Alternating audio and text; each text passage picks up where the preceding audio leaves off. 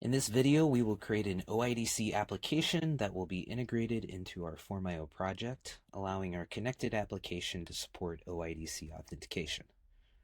The first decision to make before configuring your project for OIDC is choosing an OIDC provider. For this demonstration, we will be utilizing OneLogin. Start off by creating a new application within your provider.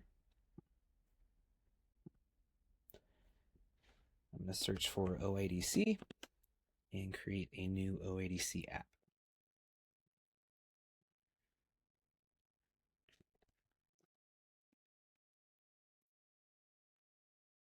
Application configuration process will vary between providers.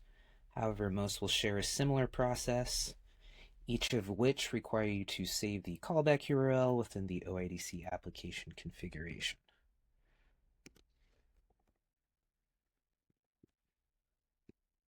My application is currently on localhost port 4200.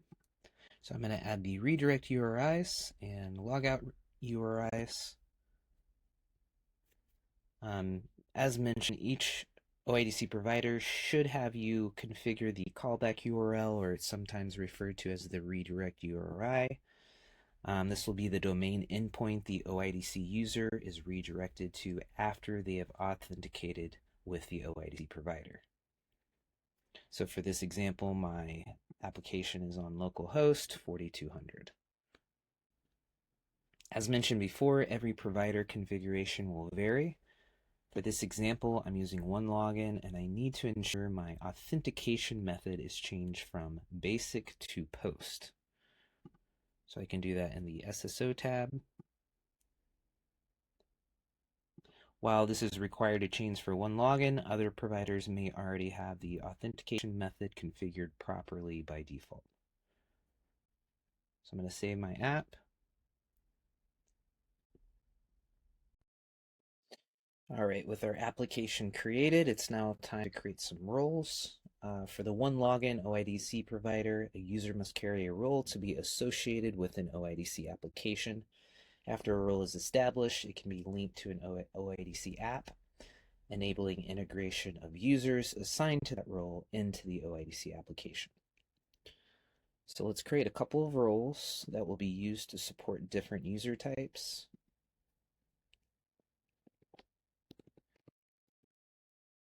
We're going to create a role called member.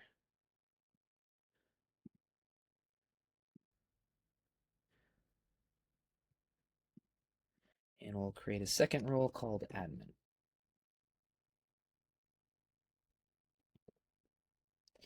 Now that our roles are set up, let's create a couple of users that can be associated with our member and admin roles.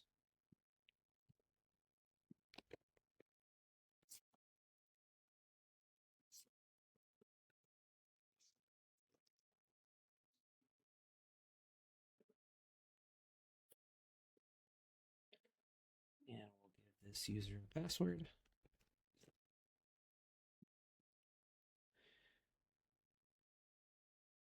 And we'll click application here, and we'll select the member role for this user.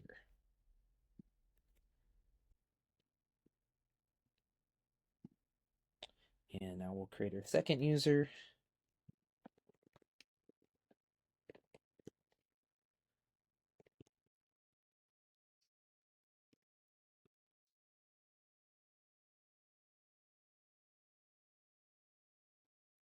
Set a password.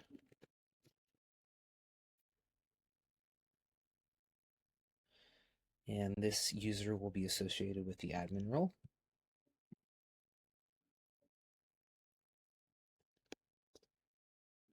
So the final step is to map the member and admin role to the OIDC app. So I'm going to navigate back to our OIDC application. I'll click the Access tab, and then we'll select the admin and member role. And after I map my roles, if I go to this User tab, I can see our two users associated with our OIDC application.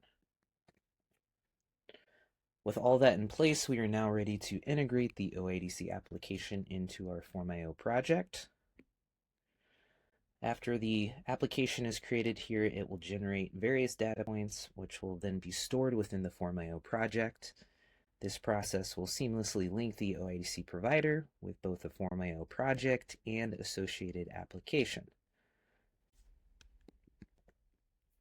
So for reference, I'm using this OIDC test project for my app. And my OpenID settings can be found in Settings, Authorization, OAuth, and then the OpenID tab. To retrieve the necessary data points, we'll go back to our OIDC application. And the first thing we're going to find is the client ID and secret. So I'm going to go to SSO tab and copy over these credentials.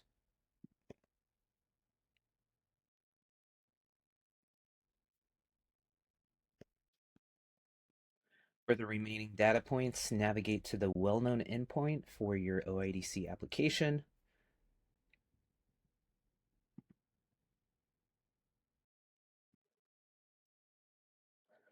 Regardless of the chosen OIDC provider, each will provide a standardized, well-known endpoint. All of this information can be retrieved from. So the first thing we're going to find is this authorize URI. And I'm going to open up this JSON in my Firefox browser so it's a little bit more organized. And the first thing that we're going to find is the authorize endpoint.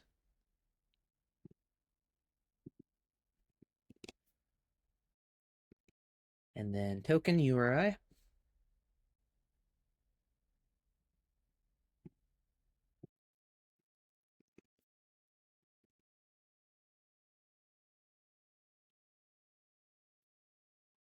Then the user info URI.